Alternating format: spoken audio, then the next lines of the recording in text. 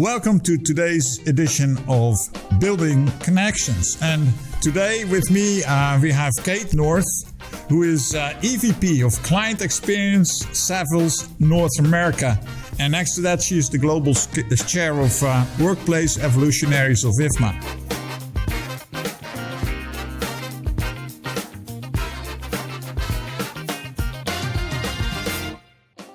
So thank you very much, Kate, for being with us. And can you elaborate, explain a little bit of what you're doing in our field of operation? I'd be happy to. And first of all, thank you for the opportunity to be on this podcast. It's fun to be with you again, Erik. You're one of my favorites, as you know. We've been down this path and had a lot of good journeys of really learning together. Right. But in terms of my background, for about the past 25 plus years, I've been really focused on the future of work and trying to understand how organizations and people can create environments that support their organizational goals, their culture, but also support human performance. And now we hope it can also support the environment. So I've been on that path for a long time. Needless to say, COVID was a real catalyst for change. Took much of what we were talking about on, bespoke projects and put it right front and center in front of executives. And everybody experienced it. So this has been a really interesting time for us to really think through how we begin to do it. And in regards to the workplace evolutionaries, I think that gets to how we do it, because it's been through a community, a practice that helps us all come together real time, learn, figure out where are we today, what's happening, what's emerging, what might be possible. All of those things can be done through a community. And that can, play in different parts and different roles, whether or not it's a webinar that might be hosted by the Workplace Evolutionaries or attending one of the summits, being able to do different types of workshops together. There's just a lot of things that are going on that allow for people to really engage where they are and learn together. Great. Well, I think you already hit the button, I think, by mentioning COVID, of course, and the accelerated change in workplace, which is, I would say, actually about, of course, the trend or the accelerated trend actually around hybrid working. So two things in one question, perhaps. Can you define for us how you define hybrid work? And can you basically say something around how you see hybrid working evolving today? What's the current status of that? Yeah, it seems like it's just kind of become a label of allowing different levels of flexibility. And I don't think there's been an agreed upon definition for it. We know, that there's in office, easy to define, pretty easy to do. There is remote work, which is also pretty defined, but the hybrid is in between. And that's what organizations have been faced with, trying to identify what does that look like for that organization. Is it choice by leaders kind of driving it from the top around when they expect people to come into the office, how many days, et cetera? Or is it, opposite end of the spectrum, really allowing more choice and autonomy by the employees? Or is it somewhere in between? I think from the Microsoft study, we saw that the mid-level managers were kind of right there in the middle, trying to figure out how to help educate the leaders around what they need in terms of team flexibility, but also manage the expectations of the employees who want to be able to have that type of control. And hybrid is complicated. It is messy because we all have unique situations, and trying to be able to say what's good for me for hybrid may not be great for my team or for others that are trying to see me. So it does require, I think, more team norms and collaboration around how do we want to work together. And I know we're going to be talking a little bit about workplace experience, but that's really what we're trying to do when we think about hybrid, is that how do we create that level of fluidity that allows for people to have choice and to be able to work at their best wherever they may be. So it could be, home, it could be a flex space, it could be traveling, it could be in office. There's a lot more variety and choice that the employee needs to make in regards to how they craft and shape their day. And there's a lot of things that are dependent upon that experience. So hybrid is really, that in the middle. Really, I'm going to try to do home, and I'm going to be doing the office. And it will take shape differently for every organization. I think, Erik, for me, I believe from the very beginning that it is about leadership and it is about culture and aligning to the leaders and truly how they are communicating, how they expect employees to work is important. I think that everybody's been so nervous about stating and maybe clarifying because they're afraid that if they don't allow for optimal flexibility, that employees won't become, that they'll leave the organization. Right. And I think that, we saw Elon Musk, mandate come back to the office full-time, 40 hours, or look for another job. And that was a really bold statement. And, does it support the flexibility of the workers? No. But did he clarify what his expectations are? So I think we're right now kind of in this interesting space where organizations and leaders are really trying to define for themselves what makes sense. And we're in this pilot period. And I think this is going to be, Erik, I think it'll be honestly a good 2 years before we really kind of sort out what they're actually finding to be the truth. Like, why would somebody come into the office? How do they make that the optimal experience when they are in? Is it worth the commute? Right. And kind of in that hybrid pilot is what I'm thinking that this period of time is. Well, to your point, Kate, you mentioned Musk, of course. Everyone is now mentioning Musk. I have to think back I think it's almost or even more than 10 years ago where we had the same situation with Yahoo. So actually it's kind of like the video is reversed and playing again, the same kind of tune. And to your point is what you're saying in terms of hybrid and who's taking on what kind of role and how are we going to collaborate. It might even be more of an orchestration challenge than either a top-down or bottom-up. I think it's meeting in the middle. So what I would call orchestration of individual interests and company interests, or and basically finding that middle space where you're going to be.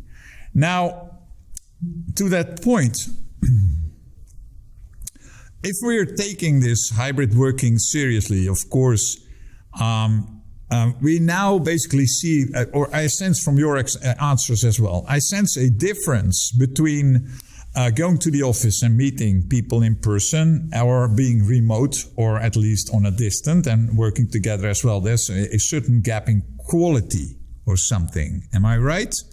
So can you comment a little bit on where the fundamental elements of differentiation between in-person meeting at the office and a remote connectivity or remote collaboration?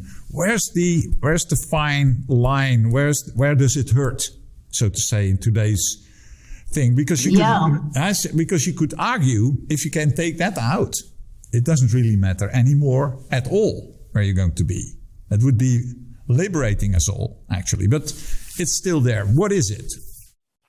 Well, and I think especially when you get to meetings, Erik, I think what we've learned is that when we were home and we were all on Zoom, we were all, one size box, there was a level of equity. It was easy.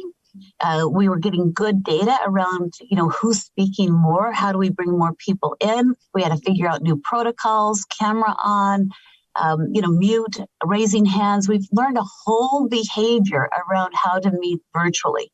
And I think it worked really well. I mean, we heard from so many organizations where it really did provide that level of equity. And, I'm at headquarters or I'm at home and, it was blurred. It didn't matter. We were all a square on a screen and we all had, the same level of volume, et cetera. If we wanted to share, we could.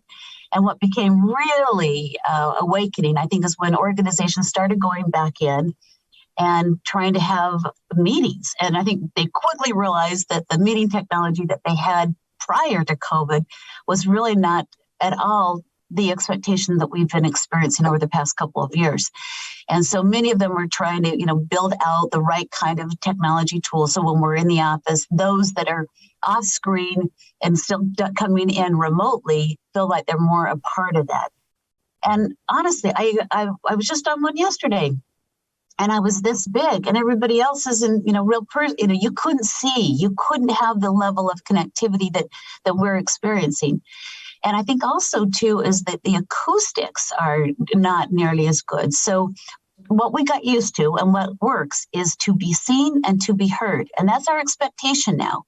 So it may require not only great technology in there, but also maybe the reshaping of how we have meetings. I know for one of my clients that they've brought in, or they name a facilitator of every meeting. So, obviously a little bit more ability to contact that facilitator if you're remote to say, hey, I can't see anybody, or did you forget about us? And that's, those are some of the things that I think might be easy steps to do just while we're building a new muscle and thinking about how do we connect when we are in that hybrid mode.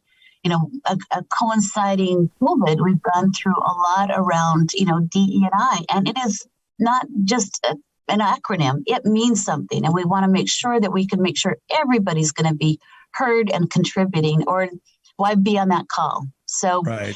I think that these are all kind of bubbling up into what we're really, I think, the main thrust of this conversation, Erik. What I'm passionate about is around the workplace experience. And that's what we've got to really get our head around in terms of what is purpose of place. Why would I commute 40 minutes a day to come in if the people that I want to be with or that I want to see aren't there? If the environment hasn't changed and it's geared for individuals rather than, collaboration and community, and the technology's, the same as what I get at home, why would I do that? And so the why is, I think, what each organization needs to think through. And it is one where we need to think about, what is that day in a life? And for many organizations, they've done good work.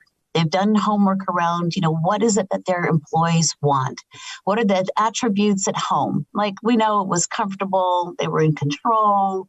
They can do the temperature. They could do a lot more with the ability to be at home because they could, control the environment more so than when they're in the office. But can we take elements of that and bring that back into the office? Plus, also address the main reason why people want to come back is that we want to be with each other. We want that ability to collaborate and to be in community and to reconnect on relationships that we've missed, especially if they're not on your team. I think teams have done a good job of staying, connected to one another. But when they are, those groups that perhaps are outside of your team and you haven't seen them, but they do play a big role, especially around maybe the innovation and new ideas. How do we help strengthen some of those ties as well? So it's very purposeful when we think about, coming into the office. And that's a big leap. Okay, yeah. I want to circle back in your answer to two things that you just have been talking about. One, you started with basically addressing the digital means for distant connectivity and work and collaboration. And you stated that you need great technologies basically to have a better experience when you're remote and working with others together in a digital space. Now, perhaps I'm challenging you now, but I'll do it on purpose, okay? Yeah, we love that. Yeah, we are, in terms of hybrid, in my definition, the digital workplace toolset is part of the hybrid context of workplace. As workplace professionals, we should embrace that as an intrinsic part of our strategy. Now, do we play a well enough role in putting forward our requirements to the technology vendors to get to a better experience for our people? I think that there are a lot of companies, technology companies that are just honed in on how do they amplify that experience regardless of where you are. I mean, Erik, I hold the vision that I can wake up in the morning, after I've, meditated and I'm ready to start my day. I look at my calendar and then there are not, 300 apps out there, but there is a simple application that greets me, that helps me know where I need to be. Where's the best place? Do I need to reserve? Does it know my preferences around, I like it a little bit warmer, want brighter light, and will it connect me in with the colleagues that I'd really love to see when I'm in the office? will it, think through what I want to do for lunch and to be able to provide me with the food and amenities, to take breaks or to be able to look at other options, when I'm in? Will it help me gauge my traffic home? Can I place an order for dinner? I mean, these are all the things that we want to have as part of that experience. And it's so much more than a booking system. And that's an important part, and it's a big piece right now, but it is way more than that. It's around how do we create a digital experience that, obviously if we can stay with fewer apps to where it becomes this easy, fluid, predictable way of navigating and choreographing your day. Right. Second point is you mentioned the home. The home as a place where you have actually, as an employee or as a worker, you have maximum control. I think you're completely right about that. At the same time, I think there's this interesting notion, because when companies are going to embrace working from home as a capacity of their workplace capacity, is a part of that. So I, as an employee, I'm being allowed by my employer to work at home. And we as workplace people are very much concerned about the quality, the well and health kind of characteristics of the workplace that also propagates into the home. Now, do we do fundamental things in workplace strategy to basically have a kind of notion of minimum quality of the workplace at home and keep it uphold that as well? So what kind of, in your experience, what kind of, let's say, elements are you going to look at to assess whether the workplace at home is actually a well and healthy place for people to work in?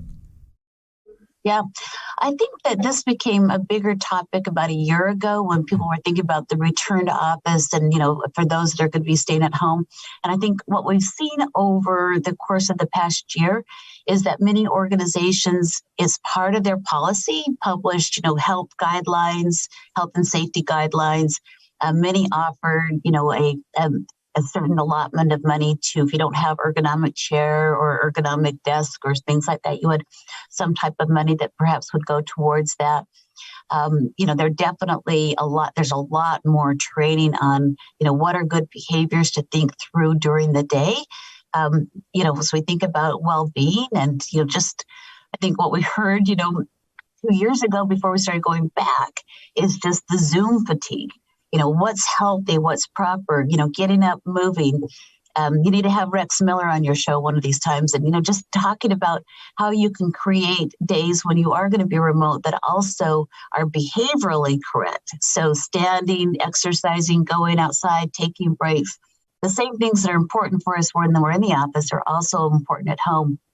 But I didn't really see any organizations that were saying, we're going to come in, we're going to inspect. I've had a couple of clients that have said, okay, take a photo of your home office so that we can ensure that it's going to be comfortable for you. But I think now that, many organizations are offering that choice of how often you want to come in or you want to work from home, we're seeing a lot more of an uptake on flex spaces that may be closer to their home, maybe even walkable. So you can avoid the commute, but it allows for people perhaps with children or that they don't have an allocation of a dedicated space where they could come and work throughout the day. So I think, what's interesting, Erik, with COVID is that we've gone through a much longer period of trying to figure this out. We've gone through the ebbs and flows of, come back in, nope, we're not ready, COVID's hit again. So I think individuals have had to take more accountability about how they need to create a work life that supports them both at home and at office and with their families. I think there's, some interesting things around having those same norm discussions. How do we agree to behave when you're working from home? What do the kids do?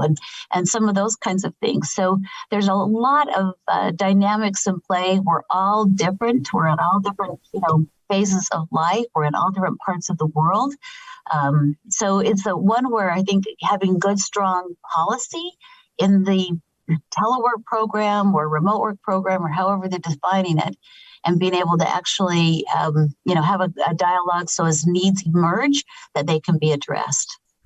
Right. So actually about dynamic, as she mentioned it around the topic, and then we move to ESG. I have one notion to share actually is what I think is quite interesting at the phenomena of working at home. If you look at it from a capacity planning point of view, workplaces come and go as employees come to the company or leave the company. And not every employee will have the capacity to provide a workplace at home. So you're dealing with this constant dynamic capacity related to a dynamic, fluid, of course, workforce size as well, which is actually, I would say a workplace at home is typically a concentration workplace. Where you do concentrated work, you're typically not going to invite all of your colleagues at home, so this is your private space. So in terms of space typing and sizing that, this is going to be fundamentally in the mix of facility managers, workplace people to take into account and needs to update every time a person comes or goes. So that's in terms of planning and setting up. Yeah, I think that's a really important piece. And this is where also the digital experience comes in, because not only does it offer the employee the ability to make easy decisions and to curate their day, but it provides the FM and the real estate and HR team data around the usage and the utilization, the preferences. There's so much data that we can actually, I think, collect, and there's more to come in terms of what people are doing and what they want. So I think that this, for FMs especially, is really developing a strong way of the collection of data and then being able to analyze that so you can calibrate based upon what you're learning in real time. So for example, if somebody has been told that they need to be in the office 3 days a week, and they come in and other people aren't there, and the space hasn't changed, the space is still around individual desks, not community, that experience is not going to be great. I mean, if you can't see people and have an ability to kind of come into community and socialize and build the culture and some of those things, you may not want to do it again. It's not part of the work. So the FMs need to think about what is it that people really want to do. So for many organizations, the baseline and data is a really great starting point.